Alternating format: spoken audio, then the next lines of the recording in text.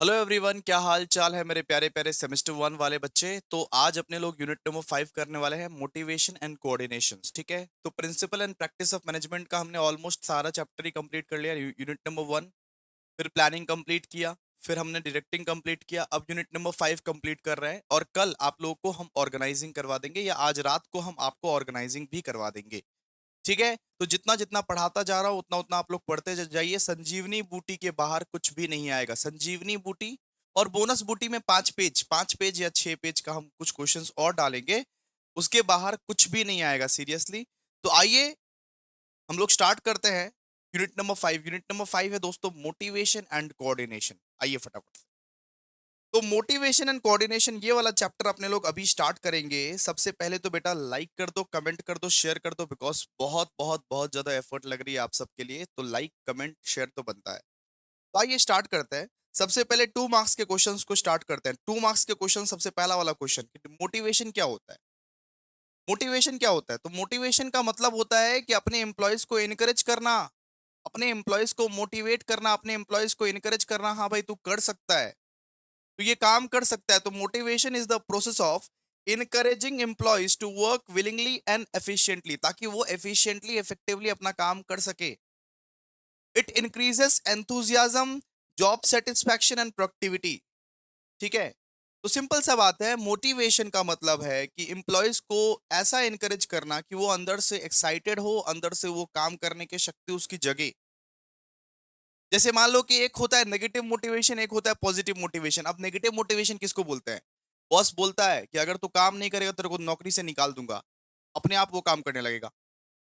Boss बोलता है कि अगर तू बहुत अच्छे से काम करेगा तो मैं बोनस दूंगा, अपने आप वो काम करने लगता है। तो अगर आप किसी को पॉजिटिवली मोटिवेट करते हो तो वो पॉजिटिव मोटिवेशन हो गया।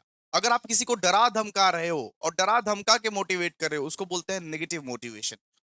ठीक है, तो बेसिकली अगर एक वर्ड में बोला जाए तो मोटिवेशन मतलब क्या है? मोटिवेशन का मतलब है कि आप अपने एम्प्लॉयज को इनकरेज कर रहे हो, अपने एम्प्लॉयज को प्रोत्साहित कर रहे हो कि भाई तू काम कर, भाई तू काम कर, तेरे को ये मिलेगा, तेरे को वो मिलेगा, तेरे को, तू अगर काम नहीं किया तेरा जॉब जॉब चला जाएगा, वगैरह वगैरह।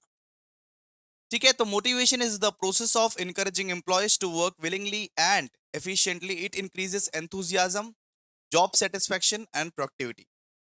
फिर बात करते हैं कि कैरेट एंड स्टिक पॉलिसी क्या है। कैरेट एंड स्टिक पॉलिसी, आप एक बात समझिए, कैरेट एंड स्टिक पॉलिसी को लेके एम्प्लॉयज को मोटिवेट करने का दो तरीका होता है। एक ऑर्गेनाइजेशन में जो मालिक होता है वो दो तरीके से मोटिवेट करता है अपना एम्प्लॉयज को, एक तो कैरेट, एक स्टिक। अब कैरेट का मतलब होता है कि अच्छा काम करो, रिवॉर्ड मिलेगा, बढ़िया काम करो, हम पैसा देंगे, ट्रिप पे भेजेंगे। और स्टिक का मतलब होता है अगर तुमने बुरा काम किया है तो पनिशमेंट भी मिलेगा। एक ऑर्गेनाइजेशंस में जैसा रिवॉर्ड तुमको मिलता है वैसे तुमको पनिशमेंट भी मिलेगा। तो कैरेट एंड स्टिक का मतलब क्या होता है कि पनिशमेंट एंड रिवॉर्ड, कि बढ़िया काम करोगे रिवॉर्ड मिलेगा, अगर खराब काम करोगे तो पनिशमेंट मिलेगा। तो देखिए यहाँ पे क्या लिखा हुआ है कि carrot and stick policy means motivating employees through rewards and punishment. अच्छा काम करोगे रिवॉर्ड मिलेगा, और खराब काम करोगे पनिशमेंट मिलेगा। Rewards encourage good rewards encourage good performance while. ठीक है, ठीक है, तो रिवॉर्ड्स किसको अपने लोग बोलते हैं? रिवॉर्ड्स अपने लोग कैरेट्स को बोलते हैं। तो ये कैरेट का मतलब है कि रिवॉर्ड्स मिलेगा और स्टिक का मतलब है पनिशमेंट मिलेगा, सीधा सा बात है। अब बात करते हैं प्रिंसिपल ऑफ कोऑर्डिनेशन। अब कोऑर्डिनेशन का मतलब क्या है? कोऑर्डिनेशन का मतलब है कि ऐसा तालमेल मेल बनाना कि सारे के सारे डिपार्टमेंट से साथ मिलकर काम करें। कोऑर्डिनेशन का मतलब क्या है? कोऑर्डिनेशन का मतलब है कि ऐसा तालमेल बनाना कि सारे के सारे डिपार्टमेंट मिलके साथ में काम करें। तो प्रिंसिपल ऑफ कोऑर्डिनेशन पढ़ने जा रहे हैं। सबसे पहला सबसे पहला प्रिंसिपल है कोऑर्डिनेशन का, डायरेक्ट कांटेक्ट, कि सीधा बात करो। किसी से अगर आपको बातचीत करना ऑर्गेनाइजेशन में, सीधा उनसे जाके बात करो। Ensuring direct communications among employees to avoid misunderstanding, अपने एम्प्लॉयज से डायरेक्टली जाके बात करो। अर्ली स्टार्ट, कोऑर्डिनेशन जो स्टार्ट ही करना है तो वो बहुत अर्ली स्टेजेस में स्टार्ट करो। Initiating coordination early in the planning process. Coordination अगर स्टार्ट करना है तो उसको अर्ली स्टेजेस में स्टार्ट करो। फिर कंटिन्यूटी। अब कंटिन्यूटी का मतलब क्या है कि कोऑर्डिनेशन कंटिन्यूअसली चलता रहना चाहिए। भाई देखो, एक ऑर्गेनाइजेशन में तालमेल, सारी के सारी डिपार्टमेंट्स का तालमेल भाई कंटिन्यूअसली चलती रहनी चाहिए। तो maintaining ongoing coordination through out the product, ठीक है। फिर एक होता है रेसिप्रोसिटी। रेसिप्रोसिटी का मतलब क्या है? रेसिप्रोसिटी का मतलब है कि सब डिपार्टमेंट्स एक दूसरे पर डिपेंडेंट होते हैं, सारे के सारे डिपार्टमेंट जो है वो एक दूसरे पे डिपेंडेंट होते हैं, ensuring mutual give and take in interdependence among departments. Clear है? तो ये चार क्या है? प्रिंसिपल है कोऑर्डिनेशन का। तो कोऑर्डिनेशन का मतलब क्या है? डिपार्टमेंट्स के अंदर तालमेल, सारे डिपार्टमेंट्स मिलके साथ काम करो, सारे डिपार्टमेंट्स मिलके साथ काम करो, इसको क्या बोलते हैं अपने लोग? कोऑर्डिनेशन। ठीक है, तो ये सब क्या है? प्रिंसिपल। सबसे पहले D for direct contact, E for early start, C for continuity, R for reciprocity. फिर बात करते हैं कंट्रोल। कंट्रोल क्या होता है? कंट्रोल चेक करता है कि प्लान के अकॉर्डिंग सब कुछ हो रहा है कि नहीं हो रहा है। कंट्रोल आपका चेक करता है कि सब कुछ आप लोगों का प्लान के अकॉर्डिंग हो रहा है कि नहीं हो रहा है। जो आपने प्लान बनाया था, उस वो प्लान सब कुछ एज पर द प्लान चल रहा है कि नहीं चल रहा है, उसको चेक कौन करता है? कंट्रोल। तो control is the process of measuring performance and correcting deviations. मान लो कि आपने बेंचमार्क सेट करके रखा था 80, कि इस बार हमको अकाउंट्स में 80 लाना है, आपका आ गया 60। तो आप ये पता करोगे कि हमने सोचा था 80 और आया 60, तो 20 मार्क्स का डिफरेंस क्यों आया? 20 मार्क्स का डिफरेंस क्यों आया? इसको बोलते हैं दोस्तों डेविएशन। तो कंट्रोलिंग का मतलब ये मेजर करना कि जो हमने प्लान बनाया था वो प्लान ठीक तरीके से काम कर रहा है कि नहीं कर रहा है, और अगर उसमें कुछ डेविएशन आया, कुछ अगर डिफरेंस आया, तो वो डिफरेंस क्यों आया है, उसको ये इंश्योर करना ताकि वो अगली बार नहीं होगी गलती। It ensures organisational activities follows planned objectives. फिर नंबर 5 बोलता है कि distinguish between theory X and theory Y. बोला कि डिफरेंस बताओ थियरी एक्स एक्स और थियरी वाई। अब शॉर्ट में बताते हैं। अब मैनेजर सोचता है कि दो टाइप के एम्प्लॉयज होता है, दो टाइप के एम्प्लॉयज होते हैं, ठीक है। अब दो टाइप के एम्प्लॉयज होते हैं, एक ऑर्गेनाइजेशंस में दो टाइप के एम्प्लॉयज होते हैं। अब थियरी एक्स वाले एम्प्लॉयज ऐसे हैं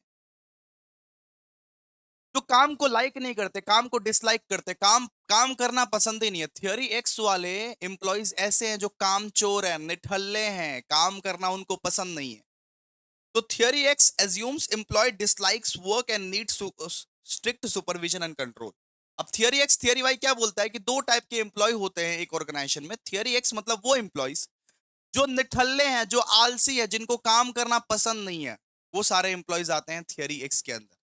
और थियरी वाई के अंदर वो एम्प्लॉयज आते हैं जो मोटिवेटेड रहते हैं, जो काम करना उनको पसंद है, सेल्फ मोटिवेटेड रहते हैं, रिस्पॉन्सिबल होते हैं। ठीक है, तो एमसी ग्रिगर का ये थियरी था, और एमसी ग्रिगर ने एम्प्लॉयज को दो टाइप्स में बांटा है, एक तो थियरी एक्स एम्प्लॉयज, एक थियरी वाई। थियरी एक्स का मतलब वो एम्प्लॉयज जो काम चोर है, जो निठल्ला है, जिसको कुछ नहीं आता है, वो एम्प्लॉयज को अपने लोग क्या बोलते हैं? Theory x employees. और एक आता है थियरी वाई। थियरी वाई का मतलब वो एम्प्लॉयज जो रिस्पॉन्सिबल है, सेल्फ मोटिवेटेड है और काम करना एंजॉय करता है, उस सारे एम्प्लॉयज को अपने लोग क्या बोलते हैं? थियरी वाई के एम्प्लॉयज, थियरी वाई के एम्प्लॉयज। ठीक है, फिर बात करते हैं relationship between planning and controlling. Relationship between planning and controlling. Planning पहले डिसाइड करता है कि क्या करना है और कैसे करना है, और कंट्रोलिंग उसको चेक करता है कि सब कुछ एज पर द प्लान चल रहा है कि नहीं, जो प्लान बनाए थे वो ठीक चल रहा है कि नहीं। तो यहाँ पे देखिए ना क्या लिखा हुआ है, planning set goals and decides future actions of the organisations. Planning ये डिसाइड करता है क्या करना है, कैसे करना है, कब करना है, what to do, how to do and when to do, ये डिसाइड करता है प्लानिंग। और कंट्रोल ये चेक करता है कि जो हमने प्लान बनाया था वो सही में काम किया कि नहीं किया, वो कंट्रोल चेक करता है। तो control checks whether actual performance manage planned objectives। ठीक है, क्लियर है? फिर बोल रहा है कि कोऑर्डिनेशन का इंपॉर्टेंस बताइए। कोऑर्डिनेशन का क्या बताइए? इंपॉर्टेंस। फीचर्स बताइए। फीचर्स पूछे, इंपॉर्टेंस पूछे, एक ही आंसर होगा। सबसे पहले लिख दीजिएगा इंटीग्रेशन ऑफ एफर्ट। कोऑर्डिनेशन का मतलब क्या होता है? कोऑर्डिनेशन का मतलब है सारे के सारे डिपार्टमेंट्स के अंदर तालमेल बना के हम लोग ये चल रहा है, सारे के सारे डिपार्टमेंट्स को जोड़ के काम करना है, सब डिपार्टमेंट्स का एफर्ट्स को जोड़ना इस कोऑर्डिनेशन, कि सब मिल के काम करो, सारे के सारे डिपार्टमेंट्स अगर मिल के काम करते हैं उसको बोलते हैं दोस्तों कोऑर्डिनेशन। तो कोऑर्डिनेशन का सबसे पहला फीचर इंटीग्रेशन ऑफ एफर्ट्स, कि सब डिपार्टमेंट्स के एफर्ट्स को आप जोड़ दो और सब मिल के काम करो। Ensuring that different parts of the organisation work together harmoniously. फिर दूसरा कि कोऑर्डिनेशन एक कंटिन्यूअस प्रोसेस है। कोऑर्डिनेशन एक दिन दो दिन का खेला नहीं है, हर रोज चलाना पड़ता है, एक कंटिन्यूअस प्रोसेस है, ऑन गोइंग प्रोसेस है। तो कोऑर्डिनेशन एक बार नहीं, कंटिन्यूअसली चलता रहता है। फिर यूनिवर्सल, हर ऑर्गेनाइजेशंस में, हर लेवल में कोऑर्डिनेशन बहुत बहुत बहुत ज्यादा जरूरी है, चाहे वो छोटा ऑर्गेनाइजेशन है, चाहे वो बड़ा ऑर्गेनाइजेशन है। All level of all level of management and all level of organisations में कोऑर्डिनेशन बहुत ज्यादा जरूरी है, बहुत ज्यादा जरूरी। ठीक है। फिर रेसिप्रोकल रिलेशनशिप मतलब सब डिपार्टमेंट एक दूसरे पे डिपेंड होते हैं यहाँ पे। ठीक है, डन। चलिए, अब अपने लोग 5 मार्क्स के क्वेश्चंस को डन करते हैं। आइए, 5 मार्क्स के क्वेश्चंस को सबसे पहले हम लोग पढ़ने वाले हैं, discuss Maslow theory of motivation. आपने कहीं ना कहीं क्लास 12th में, क्लास 11 में पढ़ा ही होगा दोस्तों, मॉस्लो का थियरी।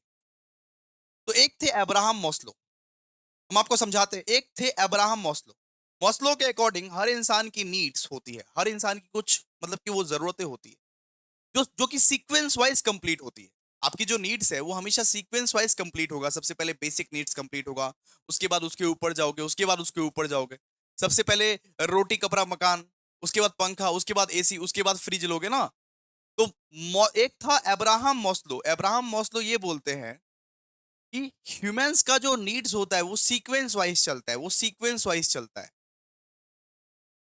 ठीक है। तो मॉस्लो के अकॉर्डिंग हर इंसान के नीड्स होती है जो लोअर लेवल नीड से पूरी होके अपर लेवल में जाती है। जैसे जैसे आपका नीड सेटिस्फाई होता जाता है, वैसे वैसे आपका चाहत बढ़ता जाता है। हमारी हमारी इच्छाएं, हमारी जरूरतें कभी खत्म नहीं होती। जैसे जैसे आपका नीड्स खत्म होता है, वैसे वैसे आपकी चाहत बढ़ती जाती है दोस्तों। उसको बोलते हैं मॉस्लो थियरी ऑफ मोटिवेशन। आइए जरा समझते हैं। सबसे पहला नीड होता है दोस्तों साइकोलॉजिकल नीड। अब्राहम मॉस्लो के हिसाब से सबसे पहला जो नीड होता है वो जो होता है फिजियोल फिजियोलॉजिकल नीड्स। अब फिजियोलॉजिकल नीड्स का मतलब क्या है कि सबसे पहले इंसान को क्या चाहिए, बेसिक नीड्स चाहिए, बेसिक नीड्स। सबसे पहले एक इंसान को बेसिक नीड्स चाहिए। बेसिक नीड्स का मतलब फूड, वाटर, शेल्टर, क्लोथिंग। सबसे पहले आप क्या मांगोगे? सबसे पहले आपको, आपके पास कुछ नहीं रहेगा तो क्या मांगोगे कि हमको भाई हमको भाई ये खाने खाने के लिए खाना मिल जाए, ये हमको भाई वाटर मिल जाए, हमको शेल्टर मिल जाए, क्लोथिंग मिल जाए। सबसे पहले एक इंसान डिमांड करता है बेसिक नीड्स का, फूड, वाटर, शेल्टर, क्लोथिंग। फिर उसको चाहिए सेफ्टी। फिर वो जब नीड सेटिस्फाई हो जाता है, जब ये वाला नीड सेटिस्फाई हो जाएगा, उसके बाद आपको क्या चाहिए, सेफ्टी। सेफ्टी का मतलब सुरक्षा, स्टेबिलिटी। कि हम जो ऑर्गेनाइजेशंस में काम करते हैं वहां पे जॉब सिक्योरिटी मिल रहा है कि नहीं मिल रहा है, हेल्थ सिक्योरिटी मिल रहा है कि नहीं मिल रहा है, हाउस मिल रहा है कि नहीं मिल रहा है, सेविंग्स हो रहा है कि नहीं हो रहा है। तो एक इंसान की जब बेसिक जरूरतें पूरी हो जाती है, उसके बाद इंसान सेफ्टी नीड्स पे बढ़ता है, सेफ्टी नीड्स पे बढ़ता है कि जॉब सिक्योरिटी चाहिए, हेल्थ इंश्योरेंस चाहिए अपने को, सेफ हाउस चाहिए अपने को, सेविंग्स चाहिए अपने को। Once physiological needs are met, individual seek satisfy individual seek safety and security including physical safety, job security and financial safety. ठीक है। उसके बाद जब सेफ्टी नीड्स आपका पूरा हो जाता है, जब आपको जॉब सिक्योरिटी मिल जाता है, हेल्थ सिक्योरिटी मिल जाता है, वगैरह वगैरह जब आपको मिल जाता है, उसके बाद आपको क्या चाहिए होता है, लव। सर, रोटी कपड़ा मकान मिल गया, हेल्थ इंश्योरेंस, सेफ्टी नीड्स अपने को मिल गया, अब अपने को क्या चाहिए, love. Love and belongingness needs. अब आप चाहते हो कि आपके जो ऑफिस है, आपके जो ऑर्गेनाइजेशन है, आपको प्यार करे। आपको प्यार चाहिए, फ्रेंडशिप चाहिए, ग्रुप का माहौल चाहिए, फैमिली चाहिए, आपको फ्रेंड्स चाहिए। After the safety needs are fulfilled, individual desire social relationship, love and sense of belonging with family, friends and social groups। उसके बाद आप लोगों को क्या चाहिए, उसके बाद आप लोगों को एस्टीम नीड्स चाहिए। एस्टीम नीड्स का मतलब ईगो नीड्स। जब आपके फिजियोलॉजिकल नीड्स पूरा हो जाता है, बेसिक नीड्स पूरा हो जाता है, जब आपके सेफ्टी नीड्स पूरा हो जाता है, जब आपके लव एंड बिलोंगिंगनेस नीड्स पूरा हो जाता है, उसके बाद आपके अंदर एक ईगो आता है। आप बोलते हो कि मेरे को अब चाहिए रिस्पेक्ट, मेरे को चाहिए इज्जत। अब सब मेरे को इज्जत करे, सब मेरे को रिस्पेक्ट करे, मैं वो चाहता हूं। So the next level involves the need for self esteem and recognition from another. तो इस नीड में आपको क्या चाहिए, इज्जत, मान, मर्यादा, रिकॉग्निशन, पहचान, ये सब चाहिए आपको। रिस्पेक्ट चाहिए आप लोगों को इस नीड्स।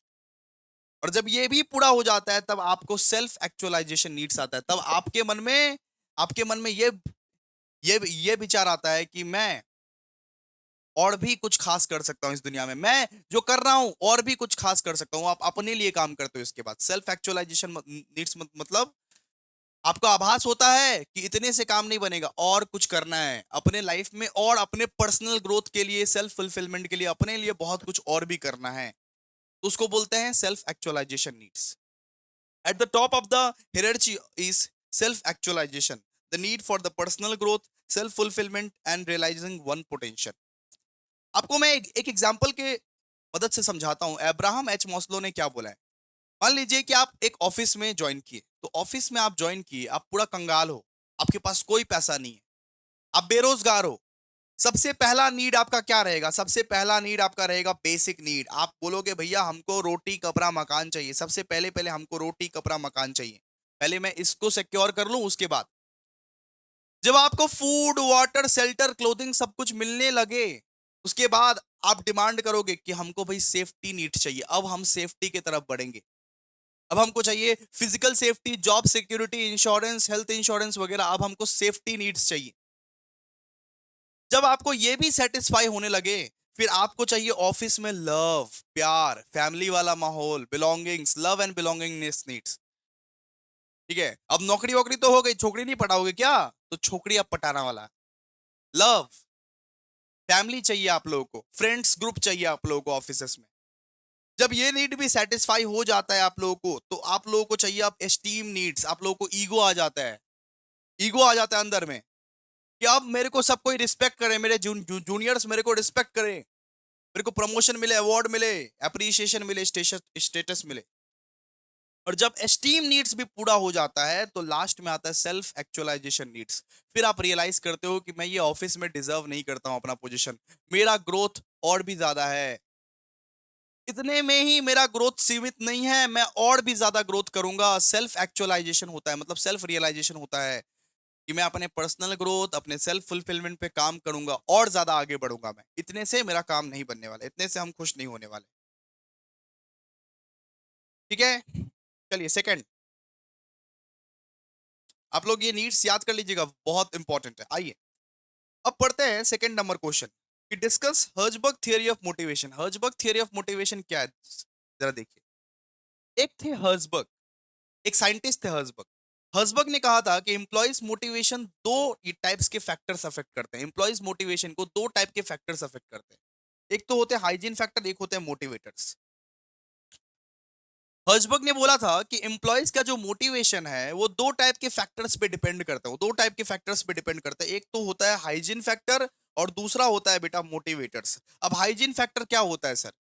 हाइजीन फैक्टर मतलब होता है कि अगर आपके एम्प्लॉइज कुछ बेसिक चीजों के वजह से अनसिक्योरिटी फील कर रहा है, डिससेटिस्फाइड है आपका एम्प्लॉय आपके ऑर्गेनाइजेशन में काम करने तो आते हैं लेकिन बड़े नाखुश है वो।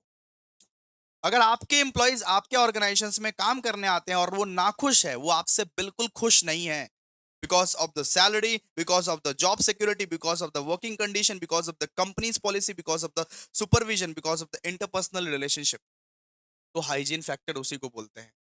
हाइजीन फैक्टर का मतलब अगर एम्प्लॉइज मोटिवेटेड आपका नहीं है, डिससेटिस्फाइड है, बहुत सारे कारण की वजह से, सैलरी की वजह से, जॉब सिक्योरिटी की वजह से, वर्किंग कंडीशन की वजह से, कंपनीज पॉलिसी की वजह से, सुपरविजन की वजह से, एम्प्लॉइज काम करने तो आते हैं लेकिन रोबोट की तरह काम करते हैं, लेकिन वो खुश नहीं है, वो बिल्कुल भी खुश नहीं है। तो उस फैक्टर को अपने लोग बोलते हैं दोस्तों हाइजीन फैक्टर। हाइजीन फैक्टर हर्ज हर्जबर्ग के हर्जबर्ग के द्वारा ये दो ही फैक्टर्स है जिससे आपका एम्प्लॉइज जो है मोटिवेटेड रहते हैं। एक तो हाइजीन फैक्टर। हाइजीन फैक्टर मतलब वो फैक्टर जिससे आपका एम्प्लॉइज डिससेटिस्फाइड रहता है, आपसे नाखुश रहता है। क्या पागल एम्प्लॉय, क्या मतलब क्या बॉस है हमारा, हमारा बॉस अच्छा नहीं है, हमारी सैलरी अच्छी नहीं है, जॉब सिक्योरिटी अच्छी नहीं है, वर्किंग कंडीशन अच्छी नहीं है, तो फिर हाइजीन फैक्टर्स। ठीक है, तो एम्प्लॉइज अनहैप्पी रहते हैं यहाँ पे। और एक होते हैं मोटिवेटर्स, एक एक एक होते हैं मोटिवेटर्स। ये फैक्टर्स ये फैक्टर्स है जो एम्प्लॉयज को जेन्युइनली मोटिवेट करता है। कौन से फैक्टर्स एम्प्लॉय को मोटिवेट करता है? ठीक है, तो हाइजीन फैक्टर एक ऐसा फैक्टर है कि कि एम्प्लॉयज को वो डिससेटिस्फाई कर सकता है कि कैसा कंपनी में हम जॉब कर रहे हैं, ना सैलरी है, ना जॉब जॉब सिक्योरिटी है, ना वर्किंग कंडीशन है, ना कंपनी पॉलिसी है। और एक फैक्टर है मोटिवेटर्स। मोटिवेटर्स मतलब ये ऐसे फैक्टर्स है जो एम्प्लॉयज को मोटिवेट करता है, जो एक एम्प्लॉय को मोटिवेट करता है। तो motivators are intrinsic elements related to the nature of the work itself, they lead to the higher job satisfaction and motivation and when present. ठीक है। एग्जाम्पल जैसे कि achievement, recognition, responsibility, advancement and opportunity for personal growth. उसको अपने लोग क्या बोलते हैं? मोटिवेशन। अचीवमेंट हो गया, रिकग्निशन हो गया, रिस्पॉन्सिबिलिटी हो गया, एडवांसमेंट एंड अपॉर्चुनिटीज हो गया, वगैरह वगैरह वगैरह। ठीक है। चलिए आइए, मान लीजिए कहीं पे आप लोगों को अचीवमेंट मिल रहा है, रिकग्निशन मिल रहा है, जान पहचान, हर एक एम्प्लॉय चाहता है कि हमको अचीवमेंट मिले, हमको रिकग्निशन मिले, रिस्पॉन्सिबिलिटी, एडवांसमेंट, अपॉर्चुनिटीज मिले। उसको बोलते हैं दोस्तों motivators. Motivators.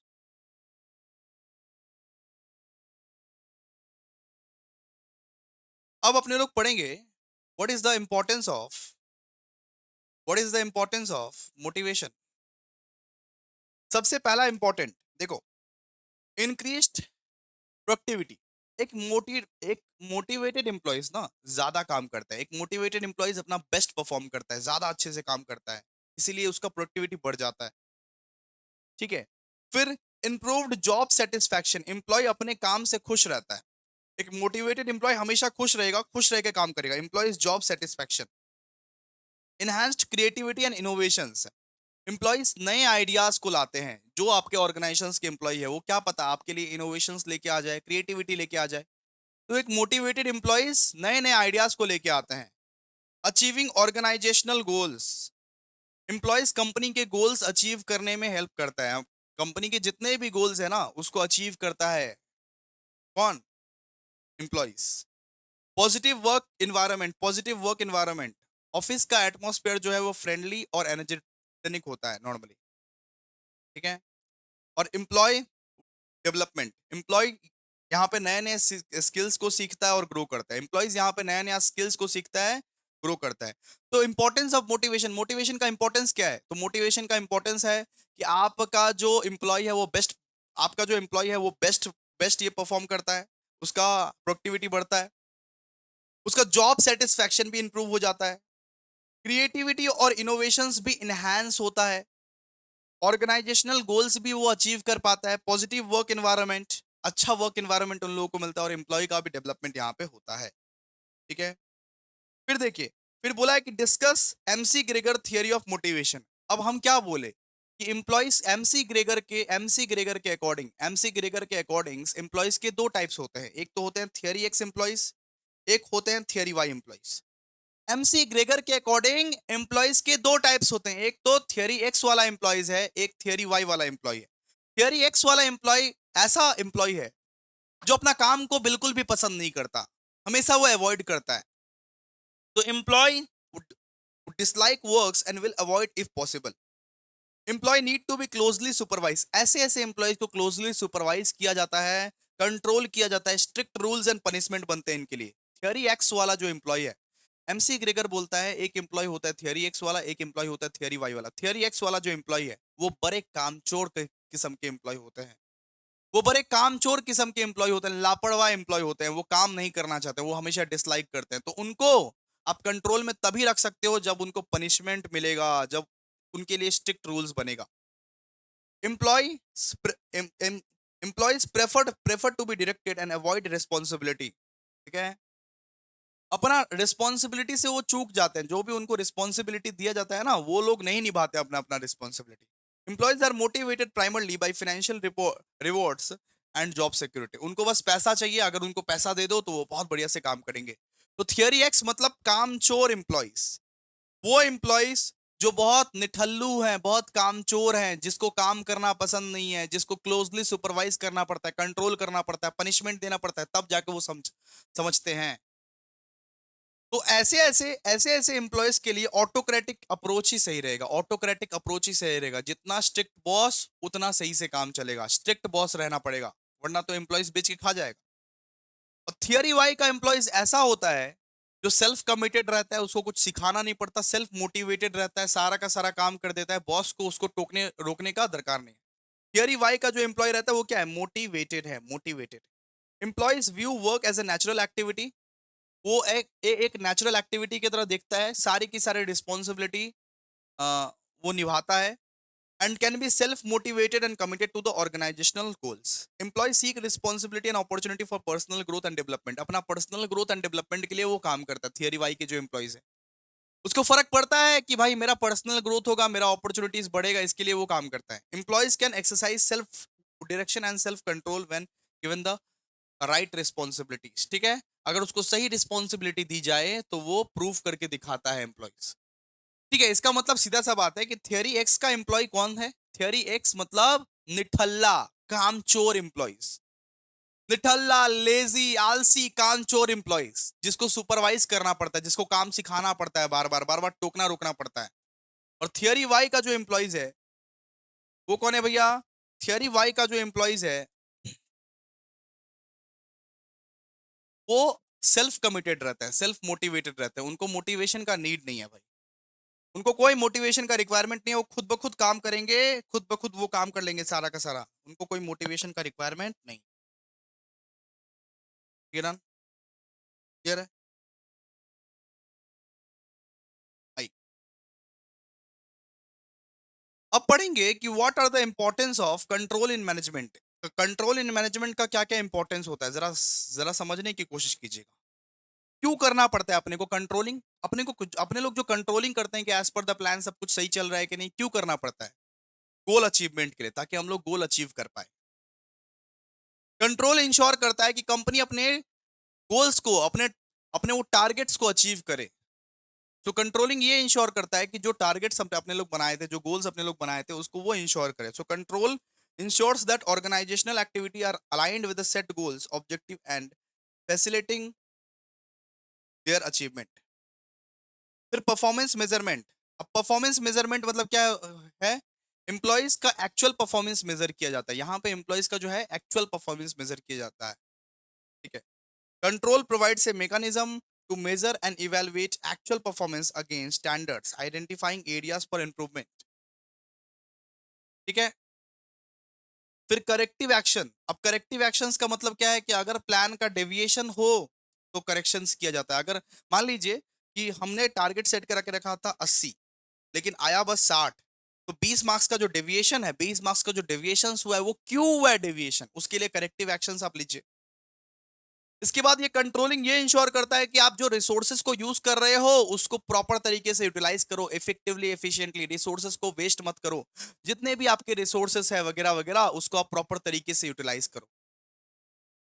Risk management, controlling ये इंश्योर करता है कि जितने भी रिस्क है उसको मिटिगेट कर सके, मिनिमम से मिनिमम कर सके, उसको रिस्क रिस्क को मिटिगेट कर सके। एम्प्लॉयज अकाउंटेबिलिटी, एम्प्लॉयज अकाउंटेबिलिटी का मतलब क्या होता है सर, हर एम्प्लॉयज अपने काम के लिए रिस्पॉन्सिबल होता है। यहाँ पे हर एक एम्प्लॉयज जो है वो अपने काम के लिए रिस्पॉन्सिबल होता है। ठीक है, so controlling establishes clear expectations and accountability for employees, promoting responsible behaviour and performance and feedback and learning. Employees को फीडबैक मिलता है और इंप्रूवमेंट होता है, सीधा सा बात है। Control provides feedback on performance, enabling continuous learning and improvement within the organisation. अब बात करते हैं मॉडर्न टूल्स ऑफ कंट्रोलिंग। आइए, what are the modern tools of controlling. Modern tools of controlling क्या क्या है, जरा आप देखिए, जरा आप समझिए कि मॉडर्न टूल्स ऑफ कंट्रोलिंग अपने लोग किसको किसको बोलते हैं। सबसे पहला है कि मतलब कि modern modern tools of controlling का मतलब क्या है, कि कंट्रोलिंग कैसे कैसे किया जाता है। सबसे पहला है balance score card, balance score card. अब बैलेंस स्कोर कार्ड का मतलब कि कंपनी की परफॉर्मेंस को 4 एंगल से मेजर करना। Strategic management tools that provides a comprehensive view of the organizational performance by measuring financial, customer, internal process and learning। तो company की परफॉर्मेंस को 4 एंगल से हम लोग मेजर करते हैं, financial, customer, internal process and learning. और फिर देखते हैं कि कंपनी सही काम कर रहा है कि नहीं काम कर रहा है नॉर्मली। तो बैलेंस बैलेंस स्कोर कार्ड का मतलब है कि कंपनी का full score card, full report card बनाना, फुल रिपोर्ट कार्ड बनाना कि कंपनी कैसा परफॉर्म कर रही है। तो बैलेंस बैलेंस स्कोर कार्ड क्या करता है कि कंपनी के 4 व्यू पॉइंट से देखती है, financial, customer, internal process and learning, और कंपनी का एक रिपोर्ट कार्ड बनाती है कि कंपनी कैसा परफॉर्म कर रहा है, मेरा कंपनी कैसा परफॉर्म कर रहा है। फिर होता है की performance indicator.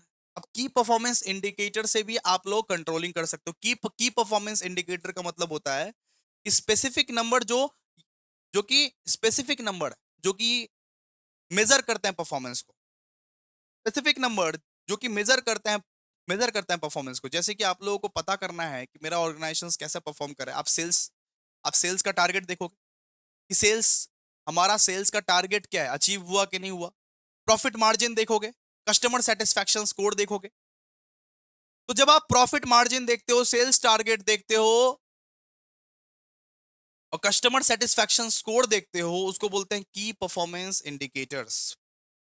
Specific quantific metrics used to evaluate the success of an organisation. फिर होता है बेंचमार्किंग। अब बेंचमार्किंग मतलब क्या होता है? बेंचमार्किंग मतलब होता है अपने कंपनी का बेस्ट बेस्ट कंपनी से मतलब कि कंपेयर करना। मतलब बेंचमार्किंग मतलब होता है कि अपने कंपनीज को अगर बेस्ट कंपनी से आप कंपेयर करोगे तो पता चलेगा कि हमारी कंपनीज कहाँ लैग कर रही है, हमारी कंपनीज कहाँ पीछे छूट रही है। उसको भी कंट्रोलिंग बोलते हैं, बेंचमार्किंग। बेंचमार्किंग मतलब अपने कंपनीज को दूसरे कंपनी से कंपेयर आप करते हो यहां पे। फिर टोटल क्वालिटी मैनेजमेंट। अब टोटल क्वालिटी मैनेजमेंट का मतलब क्या है कि क्वालिटी को कंटिन्यूअसली इंप्रूव करना, अपने जो ऑर्गेनाइजेशंस का जो क्वालिटी है, हमारा जो क्वालिटी है उसको इंप्रूव करना। उसको आप इंप्रूव करोगे तो आप कंट्रोलिंग ही कर रहे हो, सीधा सा बात है। फिर होता है सिक्स सिग्मा। सिक्स सिग्मा का मतलब है कि एरर्स और ओमिशंस को कम करना। एरर्स, जितने भी आपके एरर्स हैं, गलतियां होती है, एरर्स और ओमिशंस, जितने भी एरर्स हैं, ओमिशंस है, उसको उसको कम करना, उसको कम करना, ठीक है। फिर एक होता है management information system. Management information system, इसका मतलब क्या है कि कंप्यूटर बेस्ड रिपोर्ट्स जो मैनेजर को इंफॉर्मेशन देता है। मतलब कि मतलब सीधा सा बात है, एमआईएस का मतलब क्या है? Information of management. मतलब कि कंप्यूटर बेस्ड रिपोर्ट्स को बनाना जो इंफॉर्मेशन आपको प्रोवाइड करे कि क्या चल रहा है ऑर्गेनाइजेशन में। फिर सातवां है ईआरपी। ईआरपी का मतलब एक इंटीग्रेटेड सॉफ्टवेयर, एक ऐसा सॉफ्टवेयर जो ऑर्गेनाइजेशंस के सारे डिपार्टमेंट्स को एक ही सॉफ्टवेयर में जोड़ दे। एक ऐसा सॉफ्टवेयर लगाओ कि इस कंपनी में जितने भी डिपार्टमेंट्स है, सेल्स डिपार्टमेंट है, प्रोडक्शन डिपार्टमेंट है, परचेज डिपार्टमेंट है, उसको देख पाओ, उसको आप देख पाओ कि क्या चल रहा है, क्या नहीं चल रहा है। ईआरपी, ठीक है। नेक्स्ट नेक्स्ट इज कि what is limitations of control. Control का क्या क्या लिमिटेशंस है, कंट्रोल का क्या क्या लिमिटेशंस है, आइए। तो कंट्रोलिंग करने में बड़ा मजा आता है दोस्तों। एज पर द प्लान सब कुछ सही चल रहा है कि नहीं चल रहा है, आप बहुत देखते हो।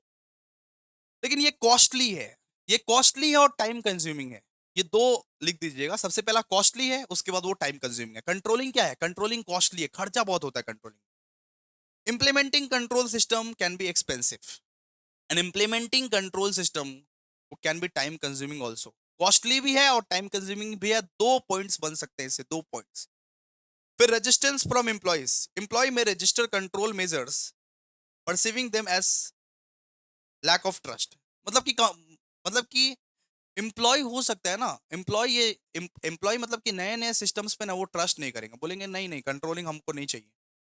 अब आप बार बार एम्प्लॉयज को कंट्रोल करोगे, बार बार एम्प्लॉयज को देखोगे कितना कितना परफॉर्म किया, कितना नहीं मतलब कि परफॉर्म किया, तो एम्प्लॉयज भी गुस्सा उस्सा हो जाएगा नॉर्मली, ठीक है।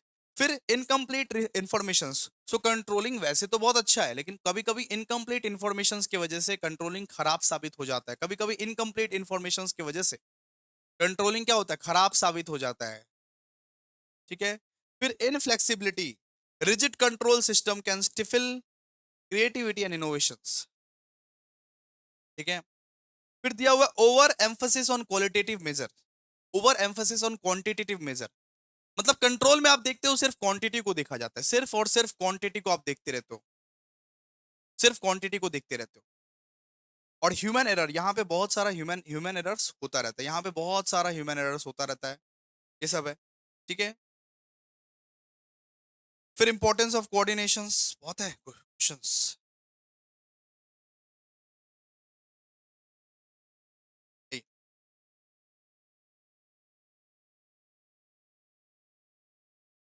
तो नेक्स्ट क्वेश्चन इज दैट कि इंपॉर्टेंस ऑफ कोऑर्डिनेशन। कोऑर्डिनेशन का मतलब क्या होता है? कोऑर्डिनेशन का मतलब होता है कि ऑर्गेनाइजेशंस के सब डिपार्टमेंट्स और सब एम्प्लॉयज को एक साथ मिलकर काम करना है। एक साथ मिलकर काम करना है, एक गोल के लिए काम करना है। कोऑर्डिनेशन का मतलब क्या है? ऑर्गेनाइजेशन के सारे डिपार्टमेंट, सारे के सारे एम्प्लॉयज को एक साथ मिलकर काम करना है। तो इंपॉर्टेंस क्या है कोऑर्डिनेशन का? सबसे पहले अचीविंग ऑर्गेनाइजेशनल गोल्स। सब डिपार्टमेंट्स मिलके एक ही वो टारगेट के लिए काम करेंगे। सब डिपार्टमेंट मिलके एक गोल के लिए काम करेंगे, अचीविंग ऑर्गेनाइजेशनल गोल्स। तो coordination ensures that all departments and functions work together harmoniously to achieve common organisational goals. फिर एफिशिएंट रिसोर्स यूटिलाइजेशन होता है यहाँ पे, एफिशिएंट रिसोर्स यूटिलाइजेशन। कोऑर्डिनेशन ये हेल्प करता है कि रिसोर्सेस को ज्यादा वेस्ट ना किया जाए, रिसोर्सेस को ज्यादा वेस्ट ना किया जाए, रिसोर्सेस को इफेक्टिवली एफिशिएंटली यूज किया जाए। इनहैंस्ड कम्युनिकेशन, इनहैंस्ड कम्युनिकेशन का मतलब क्या है? डिपार्टमेंट्स के बीच कम्युनिकेशंस को और बेटर करना। कोऑर्डिनेशन की वजह से इफेक्टिव कम्युनिकेशंस हो पाता है, effective communications. Improved work flow, improved work flow मतलब कि काम प्रॉपर सीक्वेंस में होता है। Coordination streamlines processes and ensures that task are completed in a logical sequence. तो काम एकदम सीक्वेंस में होता है, ये इंश्योर करता है coordination. Adaptability, coordination enables organizations to respond quickly to changes in the environment by aligning efforts and resources. फिर टीम वर्क। अब टीम वर्क का मतलब क्या होता है? एम्प्लॉयज की तरह, एम्प्लॉयज एक टीम की तरह काम करते हैं। और कन्फ्लिक्ट रेजोल्यूशन, कन्फ्लिक्ट रेजोल्यूशन का मतलब डिपार्टमेंट्स के बीच डिस्प्यूट्स कम होते हैं। ये क्या है? ये इंपॉर्टेंस ऑफ कोऑर्डिनेशन है, इंपॉर्टेंस ऑफ कोऑर्डिनेशन है।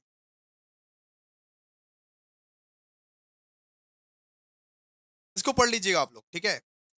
कि highlight the difference between Maslow hierarchy theory and Herzberg theory और मोटिवेशंस। इसको आप लोग पढ़ लीजिएगा। मॉस्लो थ्योरी पढ़ा दिया आप लोगों को, हर्जबर्ग थ्योरी पढ़ा दी, theory X theory Y. Maslow theory मतलब पांच तो वो साइकोलॉजिकल नीड्स। अब पहले उसको उसको आप लिख दीजिएगा पहले, उसके बाद डिफरेंस बताइए। देखिए सबसे पहले आप कंसेप्ट को लिखिएगा, कंसेप्ट को लिखिएगा। देखिए ऐसे ऐसे करके डिफरेंस आप लोग पढ़ लीजिएगा, ठीक है? फिर दिया हुआ है लास्ट क्वेश्चन, प्लानिंग और कंट्रोलिंग का मतलब क्या होता है? प्लानिंग और कंट्रोलिंग का डिफरेंस क्या है? प्लानिंग और कंट्रोलिंग का डिफरेंस क्या? आइए शॉर्ट में पढ़िएगा इसको, ठीक है? इतना बड़ा बड़ा डिफरेंस नहीं पढ़ना, शॉर्ट में पढ़िएगा, हम बता दे रहे हैं। सबसे पहले प्लानिंग का मतलब होता है कि डिसाइडिंग इन एडवांस। प्लानिंग का मतलब क्या होता है? कि एडवांस में डिसाइड करना कि क्या करना है, कैसे करना है, कब करना है।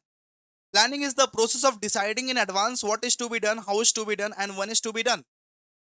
और कंट्रोलिंग का मतलब होता है, controlling is the process of measuring actual actual performance, comparing it with the planned standard and taking corrective actions, ठीक है? फिर नेचर, कि प्लानिंग एक फ्यूचर ओरिएंटेड एक्टिविटी है। प्लानिंग एक फ्यूचर ओरिएंटेड एक्टिविटी, हम लोग फ्यूचर के बारे में बात करते हैं प्लानिंग में।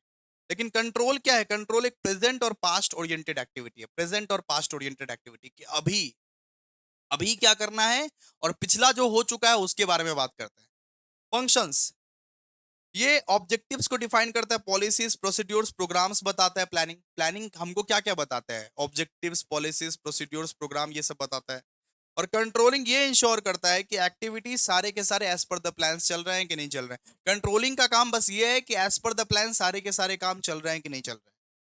फिर purpose, the main purpose of planning is to provide directions and reduce uncertainty.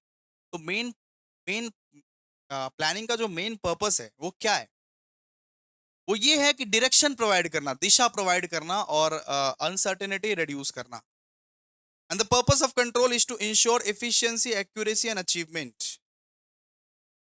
Process stage, planning क्या है? Planning first function of management है, planning is the first function of management.